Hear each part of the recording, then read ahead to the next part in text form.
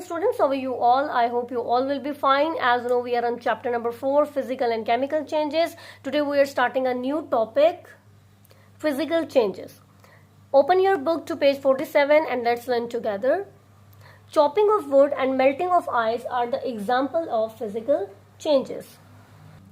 So what are physical changes? ठीक है, physical changes वो changes होती हैं जो कोई नया substance ना बना रही हो.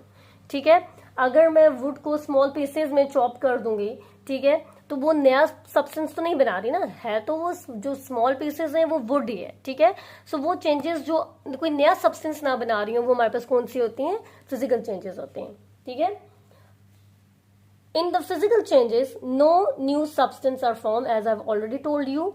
When ice melt, it changes its form from solid ice to liquid water, which can be reversed by putting it back in a freezer. ठीक है, when we heat solid ice, ठीक है, it turns into the liquid water. The change in state from solid to liquid is a physical change. The process can be reversed by cooling the liquid water back into a low temperature, which causes it to freeze and turn it to solid ice again. ठीक है, अच्छा इसमें क्या चीज़ है कि अगर मैं मेरे पास आइस क्यूब्स हैं या मेरे पास आइस है, ठीक है, उसको मैं रूम टेम्परेचर पे रख देती हूँ. ठीक है, और वो क्या होगा, वो आइस जो है वो कन्वर्ट हो जाएगा किसमें? लिक्विड में. ठीक है, वो आइस किस फॉर्म में? सॉलिड फॉर्म में. ठीक है, वो आइस कन्वर्ट हो जाएगी लिक्विड में. ठीक है, तो फिजिकल चेंज आ गया हमारे पास यहाँ पे. अब अगर मैं उस लिक्विड को वापस जो है वो आइस में कन्वर्ट करना चाहूँ तो वो मैं क्या करूँगी? उसको फ्रीजर में रख दूंगी.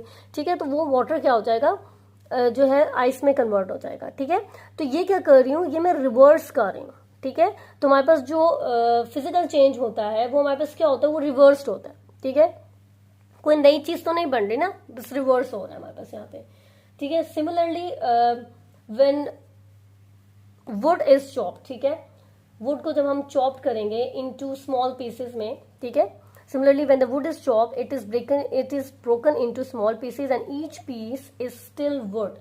ठीक है, each piece is still wood. When we chop the piece of wood it break into small pieces but the fundamental substances remain wood. ठीक है, जो आपके पास नए सब्सटेंसेस बनेंगे वो क्या है? वो वुड ही रहेंगे. The composition of the wood does not change, only its shape and size are altered. ठीक है, सिर्फ उसका शेप और साइज जो है वो चेंज हुआ है, ऑल्टर हुआ है. ठीक है, no new change has occurred. ठीक है, cutting, tearing, grinding, shredding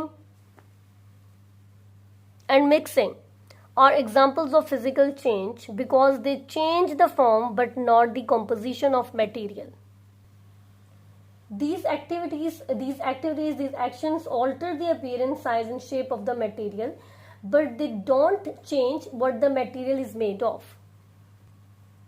Breaking glass, mixing candies, shredding paper, folding paper, melting ice, chopping wood, cutting hair, dry ice sublimation, boiling water, breaking eggs. ठीक है, they all are the example of physical changes. ठीक है, हमारे पास जितनी भी ये examples हैं ये सारी क्या हैं? फिजिकल चेंजेस हैं. ठीक है, तो फिजिकल चेंजेस क्या होता है हम इसको देख लेते हैं, तो थोड़ा सा समराइज कर लेते हैं. फिजिकल चेंजेस वो चेंजेस होती हैं जिसमें कोई नया सब्सटेंस नहीं बनता. ठीक है, वुड को अगर हम ब्रेक कर दे स्मॉल पीसेस में तो वो वुड ही रहेगा. ठीक है,